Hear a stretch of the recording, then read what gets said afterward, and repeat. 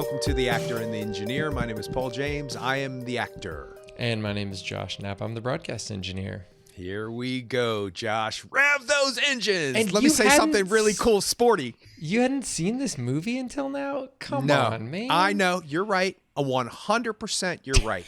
I don't know why. I honestly don't know why, because it is rock and roll. It is fun. It is in your face. It is bold. It's so good. Yeah, it is really well done. And it's coming back out. It's left the theaters where I was or where I am. Fill in the blanks on that one. Wow. And yeah, right.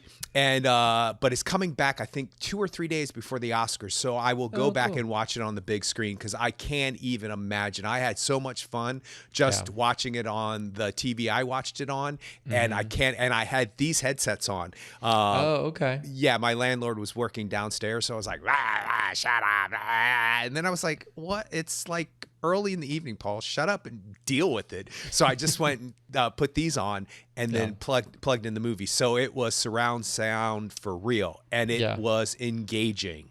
Yeah, and I will tell you right now, I cannot be impartial in this episode, because like these movies just do it for me. Like this kind of a movie does it for me. Like, I mean, it's sports adjacent. It is a sport, I guess, but you know, it is a sport, but yeah, it's totally different than like a lot of the, like, you know, boxing, you know, like Rocky or, you know, Raging Bull or something like that. Or, you know, any time, like I tend to gravitate towards like individual sports, and this is not really an individual sport. They start it as like, you know, the Joshua character is like, you know, I'm the driver, I'm all this, but then, you know, you come to realize throughout the movie that it's like, you know, obviously it's a team sport. And Sonny, Brad Pitt's character, understands that. Maybe he didn't understand it like earlier on in his life, but he does now. I ended up watching it this most recent time with headphones in too, because like I really wanted to crank it, and I'd already seen it, you know, a couple times. I mean, I bought it like when it came out, but and I saw it in the theater too. And I'd heard like good things about it beforehand, because initially I was kind of like, oh, this is just a cash grab, you know. And I did see, like, I mean, I've seen it 3 or 4 times, and I started seeing some like product placement and things like that. But that's gonna happen in any big budget movie to a certain extent. I mean, F1 in general is like their sponsorships, and I mean, just look at their suits that they wear. I mean, they've got logos all over them, and the Amazon logos behind, and the T-Mobile logos, T-Mobile all everywhere. lit up, Yeah, just part of the decor. Exactly. Not necessarily advertisements that you would think of. But like specifically, as I noticed this time, Heineken 0% alcohol or Heineken non-alcoholic.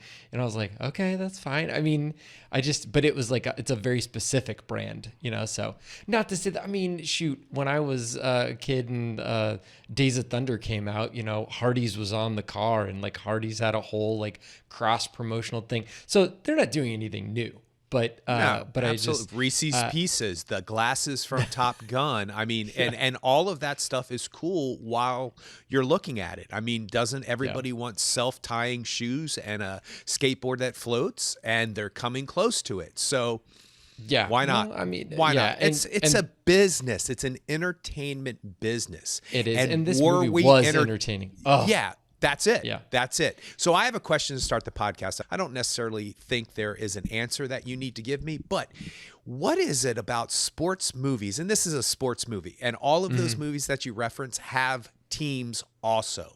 They just did a really great job in this movie. Not that they don't in all those other movies, that they made it very clear specifically what each team member did. And by doing that, they created a narrative of the person like me who knows nothing about this, understanding Formula One by the end of the movie, based on what I've learned in the movie. Now, could I speak about it? No. Could I understand a conversation about it? Maybe.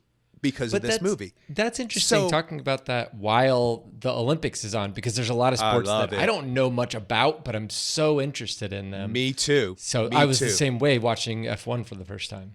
Yeah, me too. So that being said, but your life is oriented to liking sports. I'm not saying I don't like sports. They don't call to me. It's like we talked about the Mission Impossible films to yet again reference Tom Cruise, which I'm sure he'll come up again because of this director of F1. The Mission Impossible films. I like them. They don't call to me when I go see them. I enjoy them, but then I kind of forget after I see them. It's not necessarily something about the film. It's just the way my brain works. Some things stick and some things don't. And a lot of things stick. So I got to give myself, a little bit of leeway that everything can't stick. The whole point to that is, what is it about sports movies that make non-sports people enthused and cheering and on the edge of their seat every single time one of these movies happens? Invictus did it for me. Pele the Conqueror did it for me. All these movies, Any Given Sunday did it for me. All of these sports movies, you name it, Rocky, The all Fighter. of this, The Fighter, right? Also a team, by the way. Yeah. What is it? And it's rhetorical because I don't think there is an answer. I just think movies have a way of making people understand things on a different level. It's like certain music. You might not like it in real life, but in a movie, it appeals to me on a different level. I'll give you a prime example. I just rewatched Tender Mercies because of, rest his soul, Robert Duvall just passed away, and I love him. And so I was like, I haven't seen that in decades. So I rewatched it. I'm not a country music fan. I'm not against country music. I was raised in Virginia. Country music is part of the fabric of my life. It's just woven in because it's always been there. It does not call to me. I will not go and listen to the country music station. But if it's on, I get it. If it's in a movie, I'm transfixed by it. Why is that? It's crazy. And so the question is not why, but do sports people, when they go see Hamnet, Shakespeare in Love, Once Upon a Time in Hollywood, all of these films, Jay Kelly, are they transfixed by the process of the theater and by the process of dance and ballet and all these movies that we have these family dramas about, Terms of Endearment, so forth and so on? Are they transfixed the same way I am when I see a sports movie that I have no other interest in except for when it's on the screen? Just something to ponder. Yeah. I mean, I agree, and I think I would hope they are, but I think that like the one thing that I love is watching people who are obviously really good at something, but also who are passionate about something. It's like I don't have to be passionate about something to enjoy something that someone else is passionate about, and that's what the Olympics are. Yeah, she said that about. She says that in La La Land. The sister says that to Ryan Gosling. She says that people love other people. Oh no, Emma Stone says that other people love people's passions. People love other people's passions because he was talking about the success of a jazz club and all that other stuff. She's like, you're going to be fine. People love other people's passions. So yeah, I agree with you. I think it's about passion. That's a good way to put that. Yeah, I don't know enough about F1 to speak intelligently, but these people, these characters do in this movie. And so obviously it had the backing of F1, of the corporation F1. And so they're going to try to be as accurate as possible to a certain extent. Of course, I'm sure there's things in F1 that they didn't want to talk about or whatever. But either way, they had the resources and the capabilities to show like some behind the scenes stuff. And from what it seems like, it seems like in F1, they're very like data driven, obviously, but even in the broadcasts, that was the other thing that I was interested in, is like how people ingest F1, how people watch F1, how people are tuned in to the drivers and the drivers' relationships and the car relationships and all this stuff. I mean, the car manufacturer relationships, and it adds another layer on top of just the people driving around a track. It adds that extra drama to that. And this movie was adding drama, but in a very specific way. You've got the history of a driver who's an old driver who's coming back. I mean, in that way, it's like, whoa, Top Gun Maverick, anybody? I mean, Joseph Kosinski, that was his previous movie to this. Moneyball, So, all of I mean, it's all right of it. up. I wrote down Yeah. Moneyball. I said, movies that it's like Major League, because, Bull Durham. they're trying to get somebody in here to ruin the team or whatever. They think that they might ruin the team. That's a part of the plot. Bull Durham, exactly. Older versus younger. Somebody who's mentoring someone else, even though they don't want to be mentored. That just goes to show you that you don't have to have a unique or fancy plot to make a movie that is entertaining, but then it is also satisfying. You know what the difference is with all of the movies that you talked about? The difference, and with this film too, the difference is that the character development is there because promotes the narrative. It pushes the narrative forward. You know exactly why Carrie Condon is why she is and what her stakes are, and every single person that work in that booth, what their stakes are by their reaction. And the stakes are heightened because of all of the information that you learn about Formula One, all the information you learn about, like, what is he doing in the beginning of the film? Why is he messing up so much? You don't really get it until they spell it out. And it's great that they spoon feed a lot of this stuff, because until she goes, should we just tell him the opposite of what we want him to do? You're like, oh, I get it now. Even though that's been a plot point for a minute up to that point. They have utilized that shtick a couple of times, but really, when you have so much coming at you in a film like this, so many things coming at you, including the storyline behind Brad Pitt, the storyline behind Joshua, the story with his mother and his family, and all of the stuff that you're given, you do need reminders why you have to be involved and watch what you're supposed to watch. Like, I didn't know anything about tires. When she started talking, we're going medium, hard, low in the beginning, or medium, hard, soft, whatever. I was like, what the heck is she talking about? I actually thought it was about how the pavement pushed in on the tire, because I don't know, but it's actually about the strength of the tire and the makeup of the tire. The makeup of the tire. And it didn't make any sense to me until they repeated that like 3 times, that, oh, I'm on this tire. I got to come in. I got to come in. No, wait. And you're thinking he's messing up in the beginning, but he's not, because he's hedging the bet. He is strategically playing this game, and it's like a game of Monopoly or chess or any kind of board game. There are ways around the rules that are not breaking the rules that can give you an advantage or a disadvantage, and that to me is fascinating. This movie is filled with enough character development and enough descriptions of what we're supposed to know to make it exciting. It's not like they just put a race on the screen. The racing is great, but it's really great. But really, it's kind of a sub-story to the rest of the film. Other things are much more important. For example, when they have the first little conference and they're all on headsets, and it sounds like she's speaking through the headset, because she is, even though they're right in front of her. And then Brad Pitt says something smart or something intelligent and smart-ass-ish, and they're like, what? And then the second time it happens, they pause. And what do they call him? What's the thing that they call him? They call him something. Oh, Plan C. Plan C. And she goes, and Plan C? And he's like, oh, what? Oh, yeah. Do this. And you're like, oh, they set all that up for you to understand everything in between. And really, regardless of what's spoon-fed, and regardless of it being a sports movie and a race movie, and someone might say just a popcorn movie, it is so well crafted that I was excited about it, at the same time understood something about a world I knew nothing about. That's hard to do in a screenplay, in my opinion. Yeah, I think so. And then having a main character, which this is not the first time we've seen a character like this, Top Gun Maverick, the character is damaged, and how the character processes that damage, is usually not ideal. And we can talk about the end of the movie a little bit later on, but I think that that was the other interesting part, is that they kind of tried to have their cake and eat it too, where they had a damaged character and then tried to have a romance. And in Joseph Kosinski's previous movie, Top Gun Maverick, that was really the weakest part. And even though they had history, the character had, Penny Benjamin and him had history in that movie, it still felt really contrived. And in this movie, it works better, I think, because of Brad Pitt and Carrie Condon, not because of the writing. But I think you could say that about a lot of things because of Brad Pitt in this film. Yeah. And Carrie Condon, she's no so doubt good.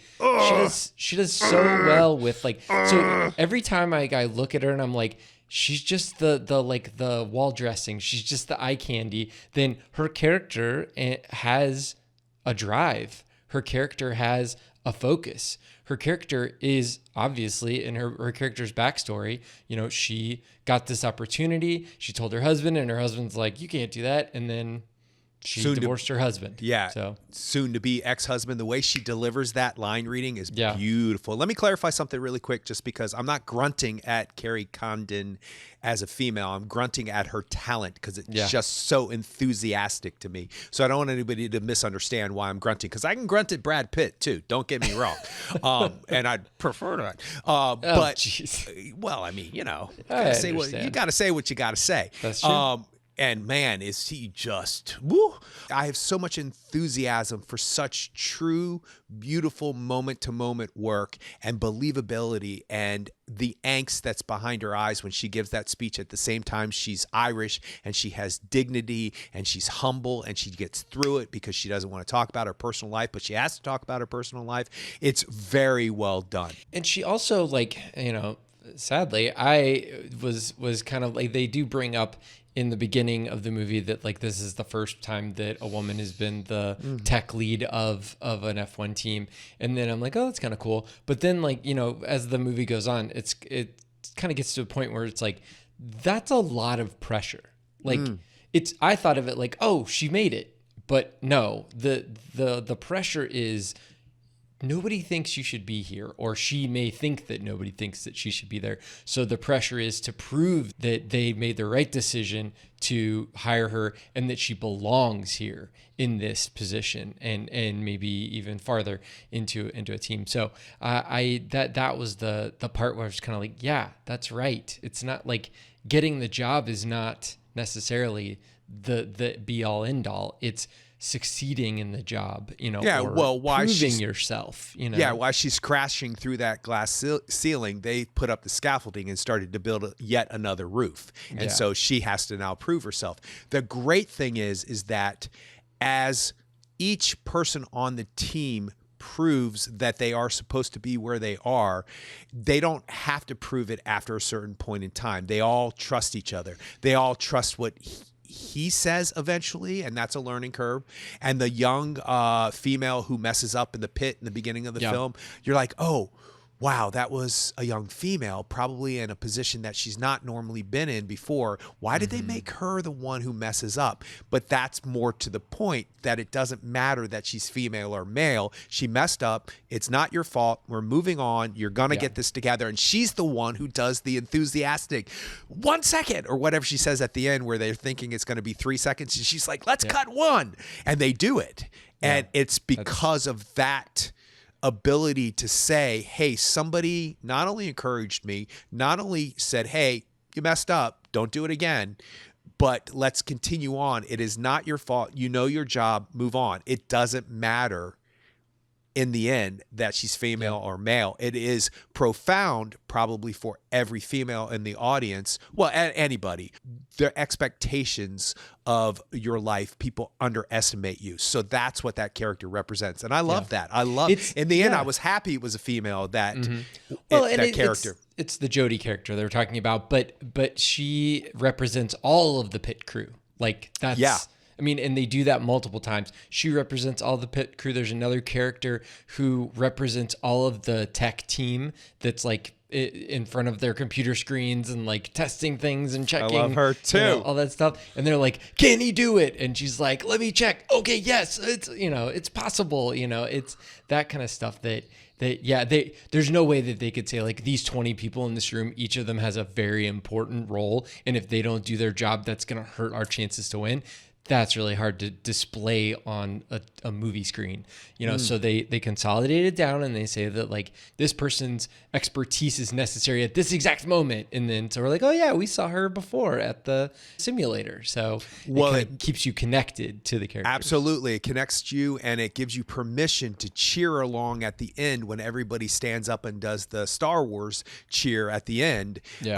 Because we're connected to those human beings. It's so not cheesy. It's so not, oh, we have to have everybody cheering at the end and champagne and all that other stuff. If it wasn't because of the stakes Javier Bardem had to go through to keep the team alive and what he had to go through, and the stakes were so high for him, that moment at the end with the champagne would have not been as satisfying. And the fact that we do know that young technician, and she brings us into that world, and then when she gets close closer to the actual screen and is looking at stuff at the end, you're brought into that world on a personal level. So when everybody jumps up at the end in that room, you're like, yes, it's not cheesy. It's a celebration of we have achieved something above and beyond what people expected us to do. And I love that kind of theme in a movie. No, it's great. And you said Javier Bardem, who is also looking amazing in this movie. Yes. Like, I mean, I don't even know how old he is, but I mean, he's my age. I think he's 59, 58, 50, really? somewhere around there. Oh my gosh. Yeah, 56, 59. But his character's name is Ruben Cervantes, which I didn't realize. This is another thing I picked up the third time. The company that, the Cervantes holding company or whatever that owns the F1 team that's in this movie, and that immediately, of course, makes you think about Don Quixote because of Cervantes writing Don Quixote, and the Don Quixote character does go through a lot of things and is just kind of like moving from thing to thing, much like Brad Pitt's character in this movie. So I was like, that had to be an intentional kind of nod to Don Quixote, I would think. Even though, I mean, they're not going to name him whatever, Sonny Cervantes, but they could get away with naming a Spanish actor Ruben Cervantes, and I thought it was a pretty cool little Easter egg. But I like that too. And he's 3 years younger than me. There you go. See? So, that I thought was pretty cool. And then another one of the little things that I found that I noticed this time is at the very beginning when he's doing the GT racing, which I thought was interesting. It's good to establish that like he's not an F1 racer, like he was, but he's not, and nobody's gonna put him behind the wheel of an F1 car. The car that he drives in that GT race is a Porsche. I mean, it's a souped up Porsche, but like, you could actually go to a dealership and buy it. Nobody can buy an F1 car. Like, you just can't do it. So he's racing on a team and for a group that is willing to take a flyer on him, even though he lives in a van and you don't know where he's going to go next. But when he the first thing you see as he's walking out of his van, getting ready to sub in for the race, is the girl comes up next to him and like tells him about the BMW team. I don't know if you remember this. I remember. Went way past me the first. I didn't even pay attention to it the first time because a whole lot of love was starting up, and I was like, oh, okay, Led Zeppelin. All right, let's do this. But the girl comes up, tells him about the BMW team and about how their brakes are a little shoddy and they're a little soft, and then she gives him a BMW hat. And then he walks into the tent and he throws the BMW hat on a pile of hats from all the other manufacturers. And I thought that was great, that it's like he's been doing this all race. And he's been having her do this all race. Just hit on a guy. He tells her some stuff. He gives her a hat. She comes back and reports it to Brad Pitt. I was like, that is slick. That's him gaining an advantage. And we don't even know this character yet. Yeah. And we already are establishing that he's going to get his advantage in wherever he can, whether it's through the actual machinery that he's in or his driving, or gaining that advantage through social engineering, If you think about it, that encapsulates the whole film in that 3-4 minute sequence, because what happens when he goes out and he looks and he goes, I stopped looking for 5 minutes or whatever he says. I looked away for 5 minutes and they lost position. We're now in seventh place. Yeah. And he's like, what happened? And it's literally what happens later on in the film a couple of times more. And yeah, it's really, really clever screenwriting, even though most people might not think that. Most people might not see that, because I think that's complicated to do, because you told your whole movie in the first 3 minutes, and then you have to repeat it for 2.5 hours. By the way, it's a long film. Yeah, it's a long movie. But they also established the playing cards. They established the watch. And they established the picture of him and his dad. Yeah, and that's in like 3 Father seconds. and son, 90%, right in the beginning of the film. I did not pick up on the fact that he didn't look at the card. Yes. And that brings me to another point about how well done this screenplay is. And I will fight anybody about it, because people just need to relax sometimes and stop being so anxious and aggressive about what, things should be versus what we've been given. every single thing you know is going to come back comes back, and you know how this movie's going to play out. Did I think it was going to play out completely the way that it did? No, but I knew the underdogs rise and they would be successful on some level, whether or not it's to win, whether or not he was going to win. You can see it unfolding the whole entire film. It's not like, you're going to, all of a sudden it's going to have this big twist in this M. Night Shyamalan thing where an alien comes out and takes them away. They're allergic to water. They're allergic to water. I like that plot thing in that movie. I by love the way. science. I'm not dogging on it. Contaminated. She says it's contaminated. Anyway, I know you're not. I just am saying that for everybody else who's going to dog on it once we talked about it. And what are you going to do? Line up. There's a list looking to come and get me. But anyway, the point to all that is that because the narrative is simple on some level, and repeats itself a couple of times. What happens to the young racer happens to Brad Pitt later on. Mm-hmm. Now, different things happen from both. Let's just get into spoilers so I don't feel like I'm spoilers. Because you know me. I'll just start talking about it. And, okay. The young racer Joshua, and what's the actor's name? He is a movie star. It's Damson Idris. Yes, that is a movie star. Yep. He is a movie star. He pops. He is going to be around for a long time. He's got whatever it is, and he delivers. And he has to repeat himself a couple of times, and he has to do a couple of things that you go, wait, your character hasn't learned just yet. You almost burned up and Brad Pitt saved you and you haven't learned. So he has to repeat that a couple of times. It's hard to do. But anyway, those themes are repeated over again. Brad Pitt gets into an accident. All of that stuff works, even though we can see it coming, even though we see the plot repeating itself, like Maverick, by the way, which I thought was fascinating that they repeated that mission over and over again in that film, and it never got boring. It's the same thing in this film. It's because of all of those things that we just talked about that connect everything that make this film never boring. It's not boring because we've learned stuff about these characters. We see the character development. We understand the mother has a different investment in this, and the agent, the cousin agent, has a different investment in it. And because of all of these small little things that are peppered in, if you repeat the plot 3 times, it never gets boring because you're still learning stuff about people to push you into that next narrative. The accident the young driver gets into has a different outcome and purpose, not the accident itself, but for the character and how the character and his character arc, it has a different story line than when Brad Pitt gets into an accident. You learn different things about each character because of those accidents. And what you learn about Brad Pitt is like he is on the last thread, and the thread is tearing. And he says the best line, which I should have written down, the thing about if I could just if I could just live in that moment, I would be okay.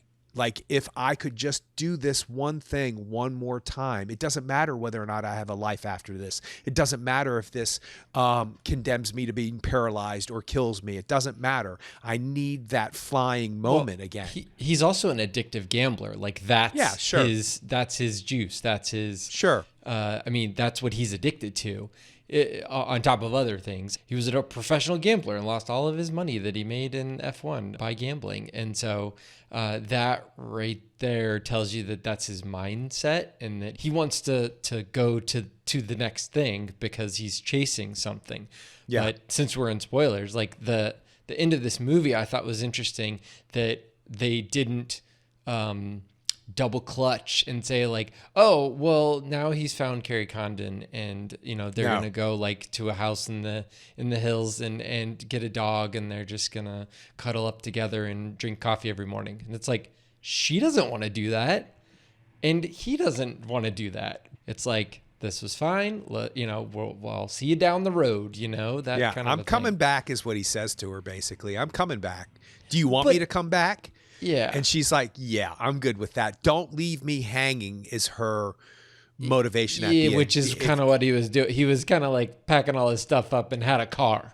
like a van, whatever. If he had done anything else, if you had seen the scene where he has the headsets on and now he's the technician and all that other stuff that he was offered the job by the guy, blah, blah, blah, blah, blah. I thought they were going to go there at the end of the film, that they were going to drink coffee and live happily ever after. Plan C, but they didn't, because that's not who he is. And it's not who she is at this moment. Not at all. Maybe like when she's whatever 50 years old or whatever. Maybe she better not be 50. She looks really good. She's 40. Okay, there are 20 years difference between the two. That's I looked it up. But that's a little weird. I mean, you get to that age, I guess, but still, I don't know. I don't necessarily. Yeah, you get to that age, and it's not that much of a difference. If you look at it differently, if she was 30 and he was 50, or if she was 20 and he was 40, well, it starts to get it starts to get icky. Yeah, it's gross. But you're talking well into adulthood, both consenting adults, and they're both as sexy as each other. So let them have their time, man. And he plays younger. He looks younger. He does. You're right. He plays younger, so it's not creepy. It's creepy when he's 60 and they cast a 25-year-old to be his love interest. That's when it's creepy. Yeah. And she's his equal on, if not better than him, on every level. For some reason, when you said that, Warren Beatty and Madonna popped into my head from Dick Tracy. Yeah, what about it? I was kind of like, wasn't he like super old? Man, he's been super old for a while. I know, remember. But like, I mean, yeah. Or they're all Tess about Everhart that. Or whatever, the woman, the actress. Yeah, I mean, Leonardo DiCaprio, that's the joke, is that he's 50-something and he's past 50 now. Yeah, it's like dating. once his girlfriend can rent a car, he's like, all right, you're done. Yeah, bye. So that's gross. I'm not saying for me that's a little that's not gross. I don't want to judge anybody. Everybody has their thing. I think that when they play equal like this in the film, I had to look up because I was like, wait, she's not as old as he is. She plays mature though, and she looks great. Mm-hmm. But they seemed equal, which made it less creepy that he was 20 years older in real life. She plays like someone who has a science like who's been in an established. I mean, she said that she was working for like McDonnell Douglas or Lockheed Martin or something, like for an aerospace company. Right. I mean, so like she's had an established career in one industry, and then they came in and was like, hey, do you want to work on F1 car air drag and all that stuff? She's an established professional and she's moving into a different industry. You can't be 22 years old and be an established professional in an industry. Like it's really difficult unless you're a gymnastics, like a gymnast or something. Yeah. She retired by then. Yeah. It would miss the point of the whole film. The film is about regret, and it's about finding your wind and your, what do they call it? Flying. He's flying. It's about finding your moment, and you can't do that if you're 22. I mean, you can come of age and you can discover who you are, and so I think they're perfectly matched. And I did want to bring up the score. How did you like the score? It's Hans Zimmer, so I mean, he's been pretty good. I don't know. I don't think he worked with anybody. He usually kind of like collaborates with someone, but that's usually because he's doing like 3 or 4 scores a year. So he kind of like comes in and is like, hey, let's try this or let's try that. But yeah, I liked it. It wasn't as good as the Top Gun score in my opinion, but I mean, it was okay. We've talked about this. They don't stick out unless they stick out, and that's usually when it's bad. On the headsets, it was interesting. It reminded me of, I thought of Risky Business and the Tangerine Dream kind of synth pop thing that was happening. It's got a very 80s. Well, everything's skewing 80s like that. I mean, a very synth heavy. Yeah, it's and that's fine.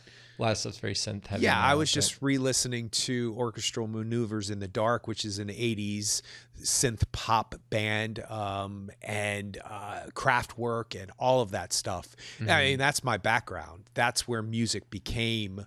I used to sit in my bed at night and listen on headsets to that kind of stuff, and that was trippy back then because it was all, that quadraphonic. Yeah, it was crazy great. And, and then it eventually turned into bands, which it had always been bands. But yeah, so I think it added to it. I don't think it distracted from it, the score. I don't think it doesn't have a big epic, I remember this melody moment. But I think that's okay because that's okay. Yeah, it does have like a Top Gun song. It's got a Danger Zone song. So the song at the very end of the movie, I was like, what is this song? And it's an Ed Sheeran song called Drive. And it was like, he sung it, but I think John Mayer wrote it and he played guitar and Dave Grohl played drums. It was like right out of like the 80s. It's like Footloose and, Danger Zone and all. Are you talking about the credit song? The credit song. Yeah. Yeah. It was like, whew, okay, Yeah. all right, I got it. It's a bit on the nose. It's a bit. I mean, if I was as cynical as most people think I really am, I would roll my eyes at it. And be that's kind of cheesy. But in the end, you can't really fault a movie like this for being on the nose. The whole thing is on the nose. The whole thing is obvious, and the whole thing. But that's okay because it's a quintessential great American movie. It is entertainment. It is enthusiasm. It is drive. It is anxiety. It is age. It is lack of age. It's experience. It's lack of it. It's a lot of things. And for anybody to say, oh, it's just superficial, it's just this. Okay, sure. I get that. I can understand how people would talk about that. But I think they're missing the point. The point is that art is so you can find yourself in it, not making the art you so you can find yourself in it. Does that make sense? In other words, you have to figure out where you would fall in these characters and how you feel about certain things. Because when he tells her about the feeling, just that I would give up everything just to drive to get that feeling at the end. And strange comparison, it happens just like in the end of Sentimental Value, where what one character describes early on in the film and in Sentimental Values, it's about the script and about this motion of the camera that the director wants to happen. And then when it happens, there's this split second where you're like, wait, what's this? And you feel it more than you realize it. And then you realize it and you're like, oh, that's why she's in the center of that room in Sentimental Value. And that's why the track looks completely different at the end of F1 and the way it just is smooth and you're like, oh, he's flying. Oh, this is and all the sound drops out. Yeah. Oh, I love that. I loved when the sound dropped out with the accident too. When he gets out of the car and he takes the helmet off and there's no sound. I thought that was really well done. And I will say this again, when Brad Pitt becomes first place, P1, after Joshua is taken out at the last minute, when he gets to resolve the issue of cutting the corner versus waiting for the straightaway, which he's denied the whole entire film, and then in the simulator realizes he denies it the whole entire time in the simulator too, until he just is like, okay, let's do this. And then he realizes he was right. And that's when it all changes for him. And then they recreate that at the end, which is so great. And it doesn't work out for him again. And he's taken out of the race. And then Brad Pitt gets to be first. If you had told me that that's how the film was going to play out, I would not have been surprised at all.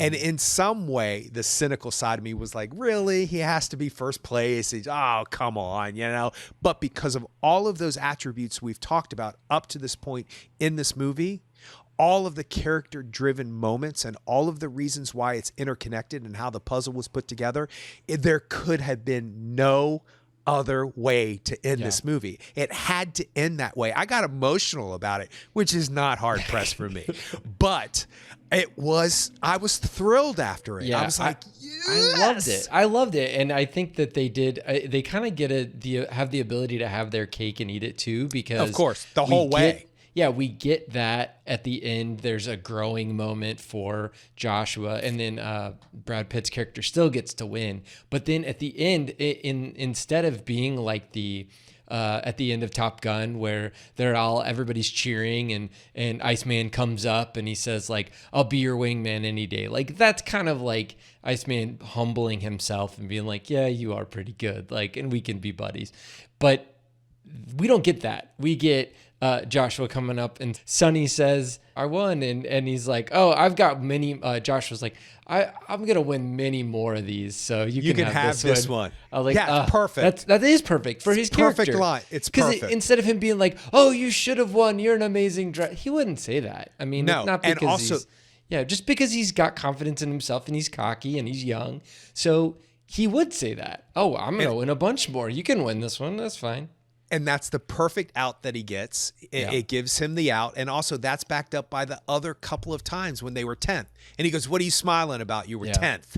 That's really smart screenwriting, because that comes back too in the best possible way. And if you were just to watch that last scene where they come upon each other and he says what you just said he said, you would understand everything about what the characters have been through up to that point with just that scene. Yeah. And that's really hard to do. Yeah. Acting wise, really hard to do. Because they could have filmed that scene first. Who knows with these kind of films. I did want to bring up sound design too, because and just the technology in general. So the technology that they're using to capture the sound of the real, F1 cars and the real environment, but then also how they're able to goose it and mix it.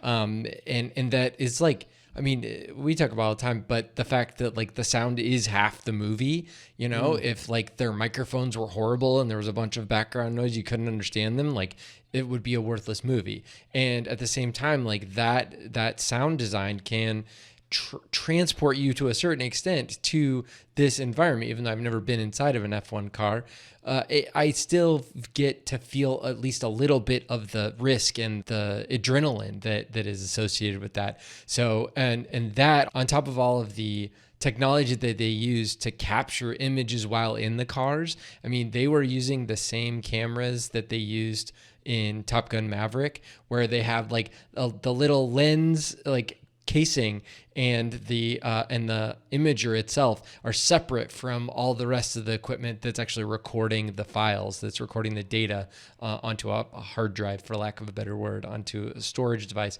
But that allowed them to place these cameras in 14 different locations on the car, and allowed them to rotate it. So I initially thought, when I started seeing the trailers, and then when I started watching the movie, I initially thought that all of that with Brad Pitt and Damson Idris in the car was green screen with them around them, but that is not the case. They did drive in that car, and I don't know if they drove necessarily around other people, because that's where CGI can come into play, where you can add in other things, other cars in there, but they are driving. You're getting the reflections on their helmets, and they're driving very, very fast. They didn't drive F1 cars though. They had these F2 cars. I guess there's a whole. This is the thing. I've learned a very small amount about F1, so in whatever I'm saying here, don't take it as gospel truth. But I do know that they didn't drive an F1 car. They drove an F2 car, and they modified it to look like it was an F1 car. It's safer, not as fast, all kinds of stuff, but it effectively made it so that they could put the actors in there and they wouldn't kill themselves by just trying to drive this car. Well, that has to do with the insurance company. I'm sure it insured. Does. Yeah, I'm sure absolutely. It does. Yeah, but 100%. And also F1 cars are really expensive, and I know that this is a movie and it's a Hollywood movie, but they're really expensive, so they're not going to just buy a bunch of F1 cars and crash them. So here, borrow this one. Yeah, exactly. So anyway, I thought that was really cool, the way that they were kind of able to get around those practical difficulties of being able to show you what it's like to drive an F1 vehicle. Now, right after I watched this, I started doing a little bit of research and found that there's a James Garner movie from the 1960s called Grand Prix, and it is cool. The acting's not great, and the plot is just rough, but the driving is amazing. And it's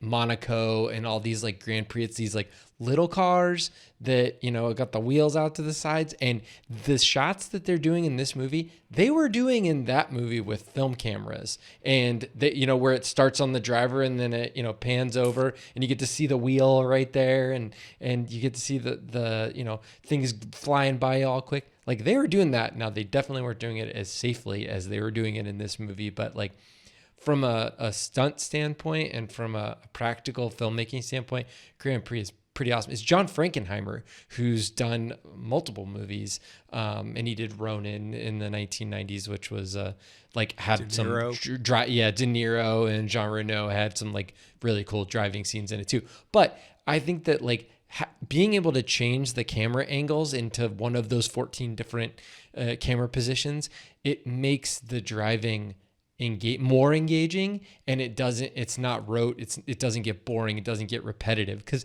it is literally a guy driving around a track, a bunch of times. I mean, like, that's what it is. So they're able to make it more visually arresting and more visually engaging by having different angles and showing us those different angles throughout the movie, kind of like pulling them out from certain places where you're like, oh, I haven't seen that angle before. It's like, oh, how did they get a camera there?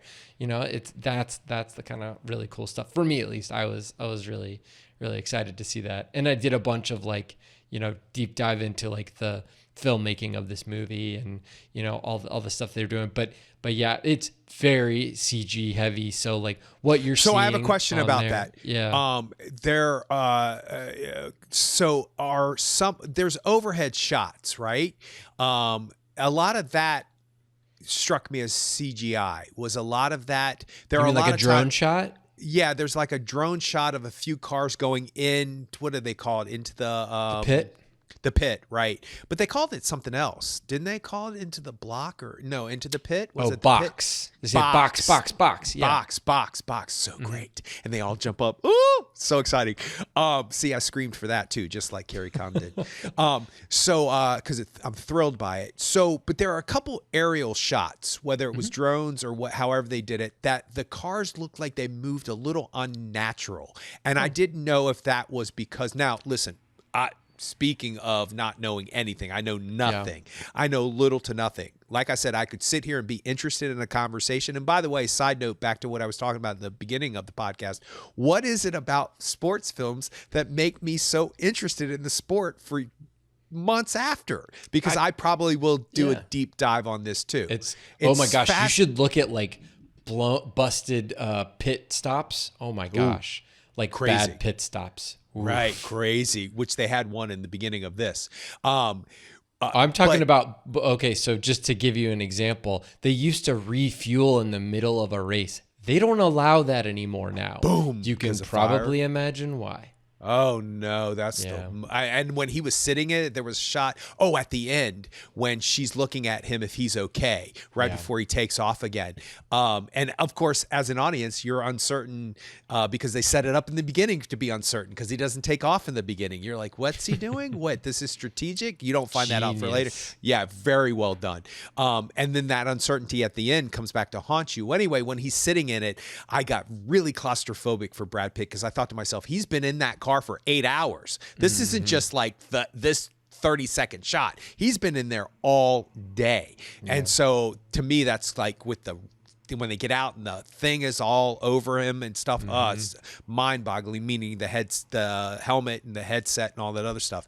So at the end, there's a couple aerial shots, and they just looked a little off. And I didn't know if that was me not understanding the science behind a car moving, and it usually was an aerial shot where they were zigzagging either back to the pit or coming out of it, or turns. And it was usually a zigzag type of motion, and it just looked a little unnatural. And I thought, well, they've come this far with real stuff. What was CGI and what wasn't? That wasn't the stuff that I was noticing. First of all, like the physics of the capability, like the turning capabilities, stopping capabilities, acceleration capabilities of F1 cars.